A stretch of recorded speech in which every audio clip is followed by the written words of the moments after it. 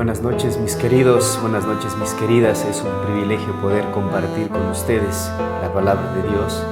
Como todos saben, hace 2000 años, un día como hoy, nuestro Señor Jesucristo murió en la cruz del Calvario.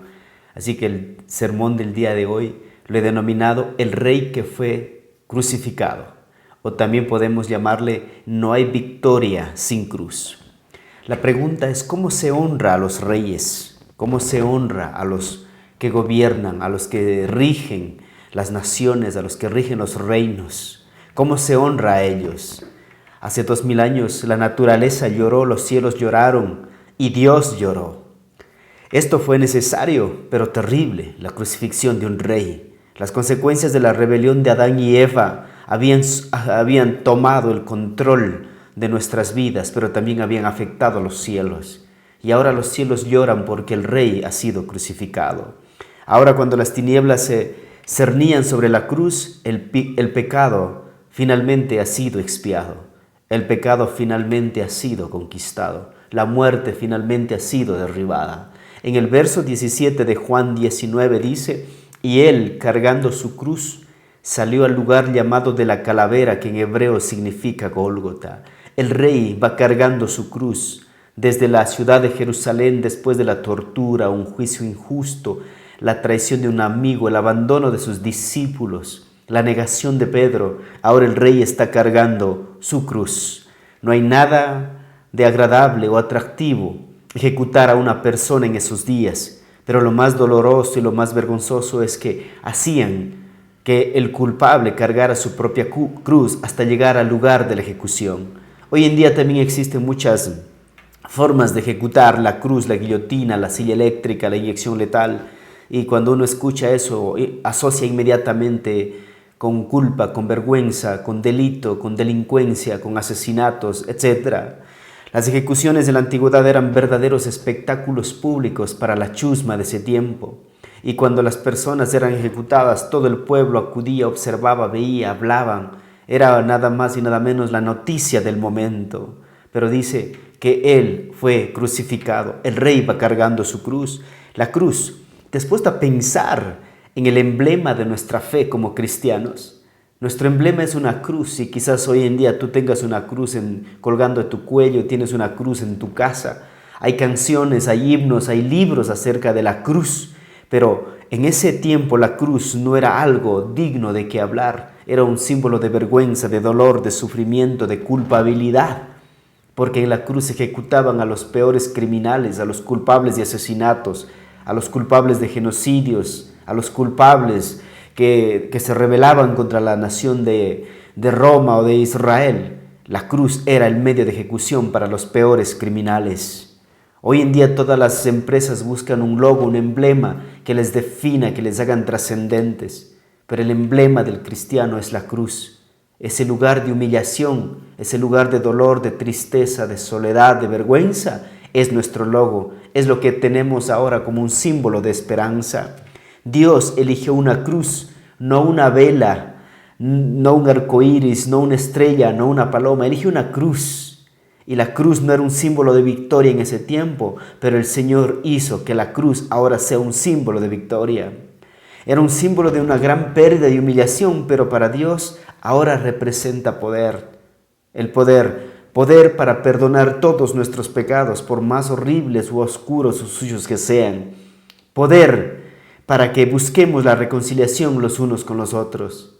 Poder para derrotar al maligno. En la cruz, el pecado, la culpabilidad y el enemigo fueron destruidos.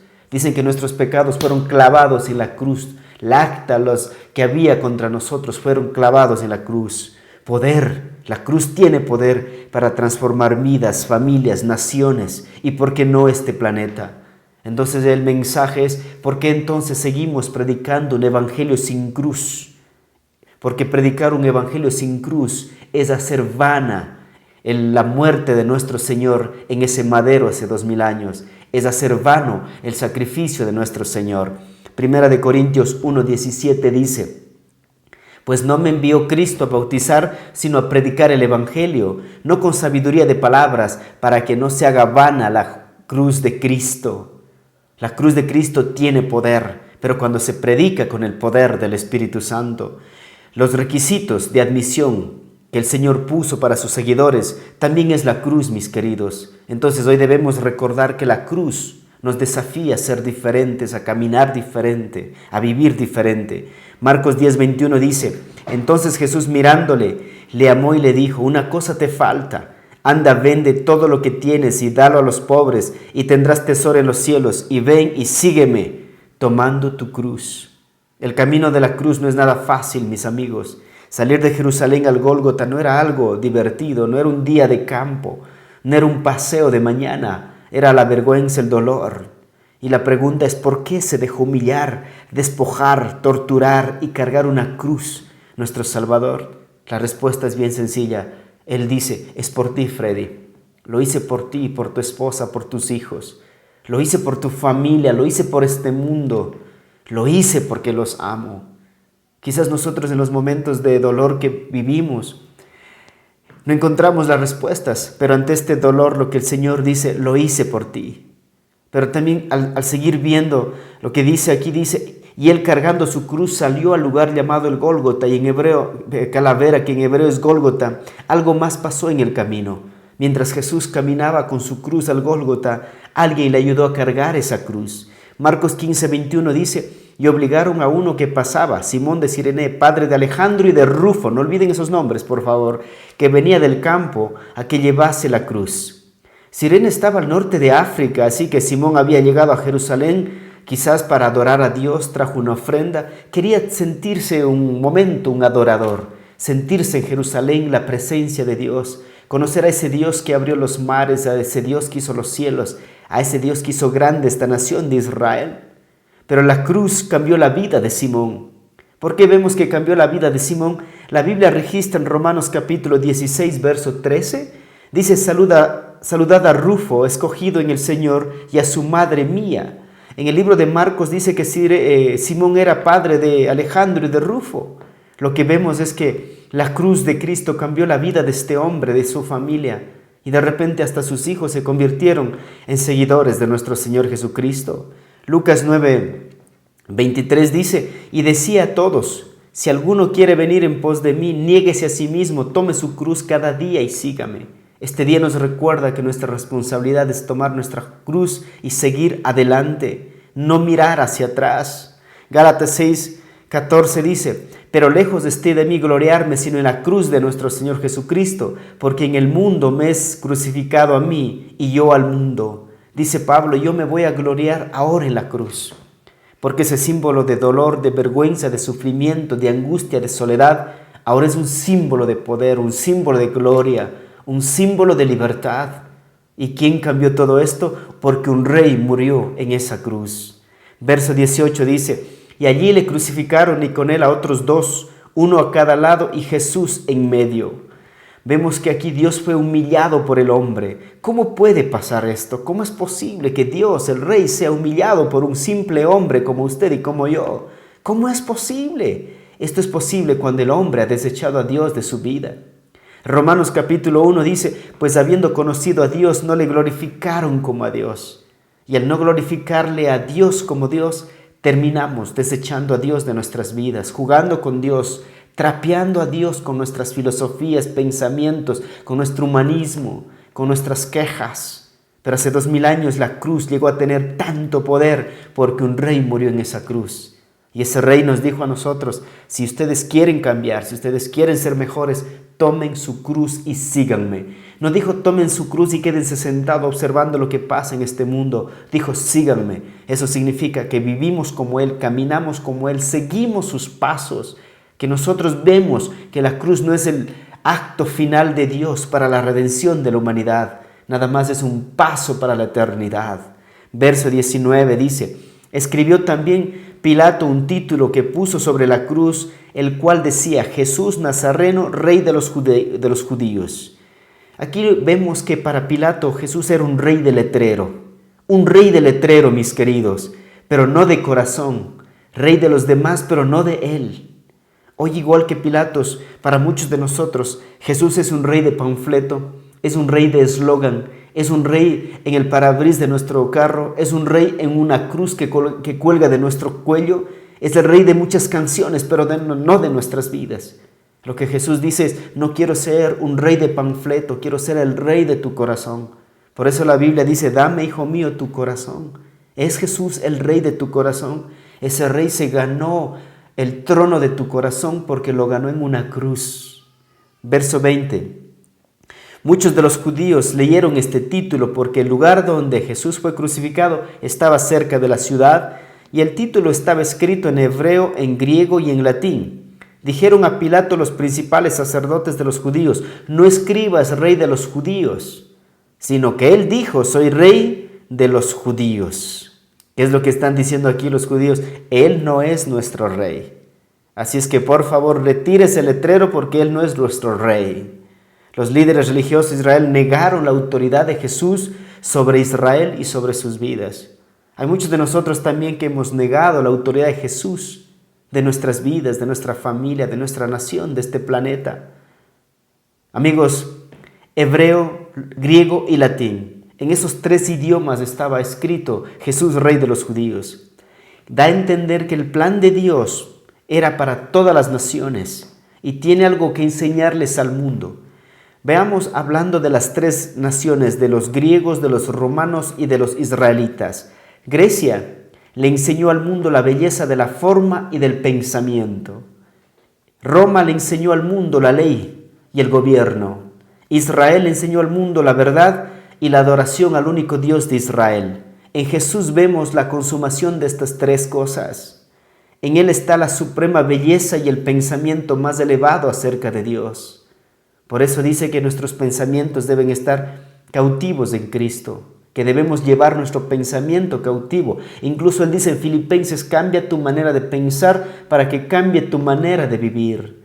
En Él está la ley de Dios y el reino de Dios. No hay nada más hermoso de la ley de nuestro Señor que dice, ama al Señor tu Dios con todo tu corazón, con toda tu alma, con toda tu mente y con todas tus fuerzas, hablando acerca de la ley del amor. Número 3, en Él estaba la verdadera imagen de Dios.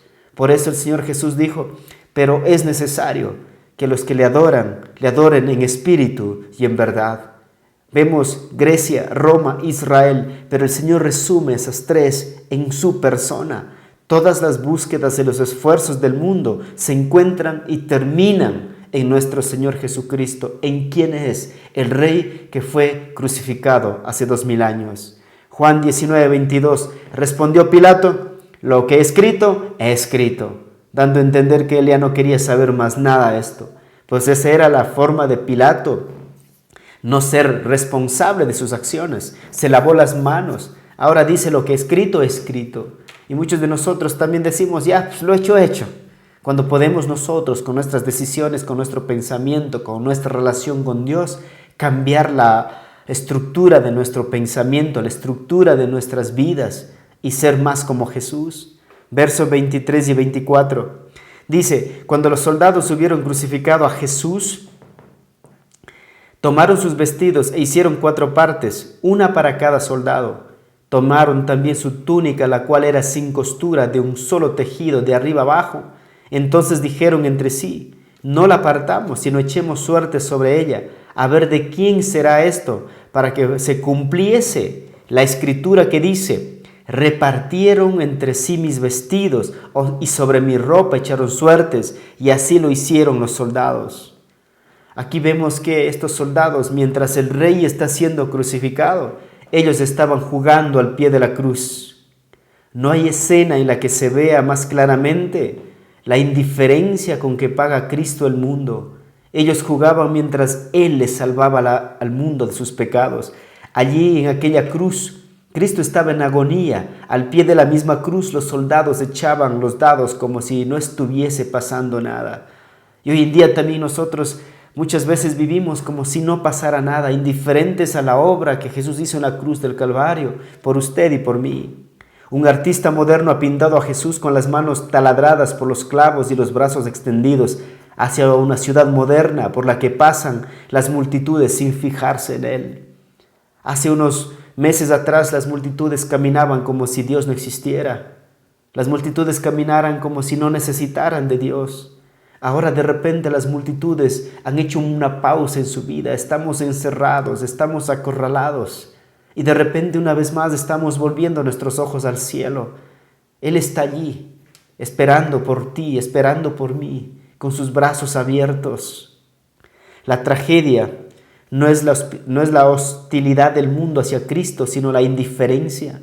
No es que seas hostil ante nuestro Señor Jesucristo, sino que seas indiferente a lo que Él hizo por ti en esa cruz hace 2000 años. El no darle la importancia al amor de Dios, al amor que está entregando.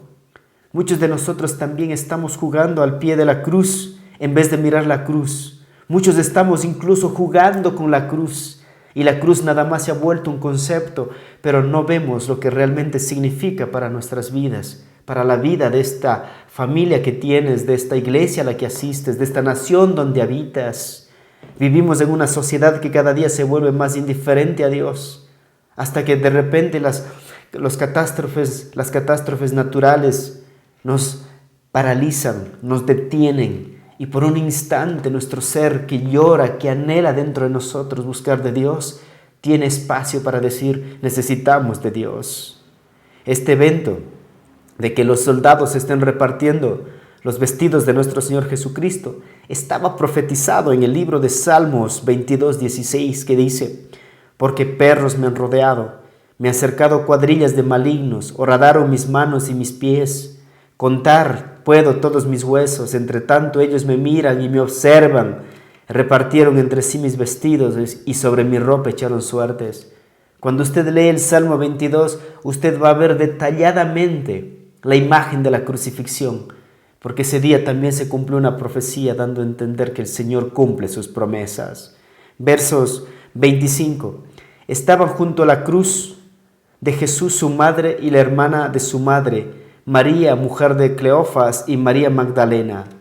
Vemos que al final hay algunas mujeres cerca de la cruz. Estas mujeres le amaban a Jesús de una manera tan impresionante que no huyeron como sus discípulos, sino se quedaron con su Señor hasta el final. Lo que nos lleva hasta el final, lo que nos lleva hasta las últimas consecuencias, lo que nos hace estar firmes, fieles hasta el final, es únicamente el amor, la devoción, el agradecimiento a aquel que dio la vida por nosotros. Mientras unos jugaban a los pies de la cruz, estas mujeres estaban fieles, llorando, mirando a su rey siendo crucificado. Era un grupo curioso de 4 mujeres que se llaman Marías. Allí estaba María, la madre de Jesús. Puede que no llegara a comprenderlo todo, pero el dolor, lo que estaba viviendo era asombroso. El rey del universo estaba siendo crucificado. Allí estaba la hermana de su madre. Juan no la nombra, pero si estudiamos los pasajes paralelos resulta claro que era Salomé, la madre de Santiago y de Juan. Y es curioso que hace unos días atrás Jesús le reprendió a esta mujer porque ella fue y dijo: Señor, dile que un hijo mío esté a la izquierda y el otro a la derecha. Pero a pesar de la reprensión, de la exhortación que recibió de su Señor, ella no abandonó a su Señor, dando a entender que a veces cuando el Señor nos exhorta, nuestro amor por Él debe crecer más. Allí estaba María Magdalena. Todo lo que sabemos de ella es que Jesús le había liberado de 7 demonios y ella nunca pudo haber olvidado lo que Jesús hizo por ella, liberarla del poder del enemigo. El amor de Jesús la había rescatado y el amor que ella le tenía no podía morir. No podía morir, aunque su Salvador, su Rey, esté muriendo en la cruz. El lema de María escrito en su corazón era: jamás olvidaré lo que Él hizo por mí. ¿Ha olvidado usted lo que Jesús ha hecho por usted? ¿Está siendo agradecido por la forma en que Él le rescató? No sé, quizás a muchos nos rescató del alcohol, de las drogas, de la brujería, de la hechicería. Nos rescató de la violencia, nos rescató de un hogar lleno de conflictos, de dolor y sufrimiento, para inyectarnos amor, esperanza y luz. ¿Por qué has olvidado lo que Jesús ha hecho por ti? Versos 26 y 27 dice: cuando vio Jesús a su madre y al discípulo a quien Él amaba, que estaba presente, dijo a su madre: mujer, he allí tu hijo. Después dijo al discípulo: he ahí tu madre. Y desde aquella hora el discípulo la recibió en su casa. Este pasaje es maravilloso y nos muestra algo tan impresionante de nuestro Señor Jesucristo. Hay algo infinitamente conmovedor en el hecho de que Jesús en la agonía de la cruz no olvida su responsabilidad con su madre. Él era el primogénito, Él era el que tenía que cuidarla y que tenía que protegerla, pero aún en su agonía no olvida su responsabilidad de cuidar a su madre. Y por eso dice, este hombre llamado Juan te va a cuidar cuando yo no esté. Él va a recibirte en tu casa, Él va a proveerte de todo lo que necesitarás. Sé que vendrán momentos dolorosos para adelante, pero vas a tener alguien con quien vivir. Aquí nos da una enseñanza grande a cada uno de nosotros. También Jesús de cuidar a nuestros padres, de protegerlos, de buscar su bienestar, de estar pendientes de sus necesidades. Jesús no olvidó los deberes que le concernían, no olvidó su deber de hijo a pesar de estar en la cruz. Nosotros vemos que nuestra madre ha criado a 5, ha criado a 6, ha criado a 7, y ahora 7 hijos no podemos cuidar una madre, un padre. Este es un momento para reflexionar también de cómo estamos cuidando a aquella mujer que nos dio la vida, aquellos padres que nos educaron, que nos vistieron, que nos proveyeron de los alimentos y un lugar donde vivir. Verso 28 y 29. El rey en la cruz tiene sed. Después de esto, sabiendo Jesús que ya todo estaba consumado, dijo para que la escritura se cumpliese, tengo sed. Y estaba allí una vasija llena de vinagre. Entonces ellos empaparon en vinagre una esponja y poniéndola en un hisopo se la acercaron a la boca. La sed que sintió el rey en esa cruz. El dolor de la sed extrema no puede ser concebido por ningún ser humano que no lo ha experimentado. Dice, una corteza espesa se almacena dentro de la lengua y de la boca. Se hace rígida la lengua, secándose tan profundamente como si un fuego le quemara dentro. Es algo que hace que tu garganta arde como nunca lo has imaginado ni lo has experimentado. ¿Y qué le dieron cuando él pidió? El mundo le dio vinagre y no le dieron agua. Mateo 10:42 dice el Señor Jesús que nosotros no demos vinagre a aquellos sedientos que están en este mundo. El vinagre hiere, el vinagre es símbolo de dolor, de angustia, de sufrimiento. Mateo 10:42 dice, y cualquiera que dé a uno de estos pequeñitos un vaso de agua fría solamente, por cuanto es mi discípulo, no perderá su recompensa. Al darle el vinagre, este mundo le estaba rechazando, pero el Señor dice que cualquiera que dé un vaso de agua fría a aquellas personas que están a nuestro alrededor, no perderemos la recompensa, porque el agua simboliza la vida, el agua calma la sed, y hay muchos sedientos de amor, sedientos de aceptación. Hay muchos de este momento tristes, deprimidos, no saben cómo esto va a terminar. Y nosotros debemos ser esa fuente de agua que calme la sed de su ansiedad, de su dolor, de su soledad y de su sufrimiento. Seamos esos portadores de esperanza, de buenas noticias, aquellos que están solos. Verso 30. Cuando Jesús hubo tomado el vinagre, dijo, consumado es. Y habiendo inclinado la cabeza, entregó su espíritu. Ha cumplido con su meta. No dijo todo se acabó, como reconociendo su derrota o que la cruz le estaba derrotando. Él dijo, consumado es. Lo que él estaba diciendo es, ya no hay nada más que agregar. El pago por el pecado ha sido cubierto. La gracia ha triunfado y el amor de Dios te ha conquistado. Consumado es. Son las palabras más espectaculares para aquellos que confiamos en nuestro Señor. Nada de lo que tú hagas, nada de lo que tú digas, nada de lo que tú entregues, nada de lo que tú sacrifiques es necesario ya, porque el Señor Jesús en la cruz del Calvario lo hizo todo por ti y por mí.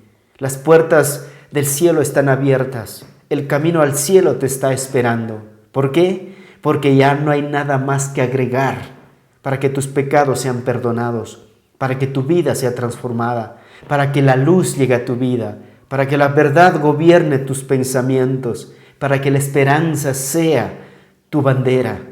Consumado es, significa el pago del pecado está cumplido. Él dijo, este es el pago por el pecado de Freddy, mi vida. El pecado ha sido pagado, el pecado ya no tiene poder, la muerte ha sido vencida, el sepulcro ya no te puede detener, porque Él dijo, consumado es. Parecía estar destrozado en la cruz, pero sabía que había obtenido la victoria. Sabía que había cumplido con lo que vino a hacer en la tierra, rescatarte a ti y rescatarme a mí. Por eso la Biblia dice que hemos sido rescatados con la preciosa sangre de Cristo como de un cordero sin mancha. Él pagó un precio muy alto para que tú y yo hoy disfrutemos de la libertad que tenemos en Cristo Jesús. La Biblia dice que a pesar de que era doloroso ese momento que Jesús fue a la cruz, dice Hebreos, por el gozo puesto delante de él, sufrió la cruz. ¿Y sabe cuál era el gozo que había en su corazón? A pesar que su cuerpo estaba desbaratado, su rostro estaba desfigurado y sangre cubría su cuerpo. El gozo era que usted y yo un día lo íbamos a aceptar. Lo íbamos a reconocer como rey, pero ya no un rey en la cruz, sino un rey en nuestro corazón. Que él iba a tener el trono de nuestro corazón. Que Él iba a ser el que gobernaba nuestras decisiones, pensamientos y todas las cosas que hagamos a diario. La Biblia dice que nosotros hemos sido comprados. Consumado es, significa que nada más tú tienes que creer en Él, porque todo está hecho por ti y todo está hecho para mí. San Pablo también escribió en 2 Timoteo 4:7, que así debemos terminar. He peleado la buena batalla y acabado la carrera y guardado la fe. Por lo demás, hermanos, me está guardado la corona de justicia, la cual me dará el Señor, juez justo en aquel día, y no solo a mí, sino a todos aquellos que aman su venida. Pablo experimentó también de pelear hasta el final la batalla. Pregunta, ¿por qué te has rendido? ¿Por qué has abandonado? ¿Por qué has dejado de creer en aquel que murió en la cruz por ti? ¿Por qué has dejado de creer en aquel que dijo, ya todo está hecho, solo cree en mí, vive para mí, sígueme a mí? ¿Por qué lo has dejado? Dice, hay una corona esperándonos a cada uno de nosotros. Saben, todos vamos a morir un día. Moriremos de una u otra manera. Jesús murió en la cruz. Él experimentó la muerte y te entiende. Fue doloroso, había miedo. Pero a pesar de todo eso, el gozo de saber que usted y yo íbamos a creer en Él hizo que enfrentara la más angustiante de las muertes y triunfó sobre ella. Entonces, la muerte no es el fin, mis amigos. El mensaje es, un rey murió en la cruz para que la cruz no tenga el poder de la muerte, sino que sea el puente que nos lleve a la vida eterna. En conclusión, esta noche, mis queridos hermanos, hace 2000 años el rey murió en la cruz. Lo hizo por ti, lo hizo por mí. No seas indiferente a su sacrificio. Allí donde estás, arrodíllate, pide perdón por tus pecados, entrégale el trono de tu corazón a Jesús. Él se lo merece y Él traerá a tu vida ese gozo que has estado buscando en el dinero, en la salud, en el placer, en el poder. Él te dará ese gozo que no has encontrado en este mundo. En el nombre de Jesús pido que todos ustedes lleguen a entregarle su vida a Él. Oremos y demos gracias a ese Rey que entregó su vida en la cruz por nosotros. Padre, te damos gracias porque hace 2000 años tu vida en esa cruz nos recuerda que somos libres, que nuestro pago por el pecado ha sido cubierto.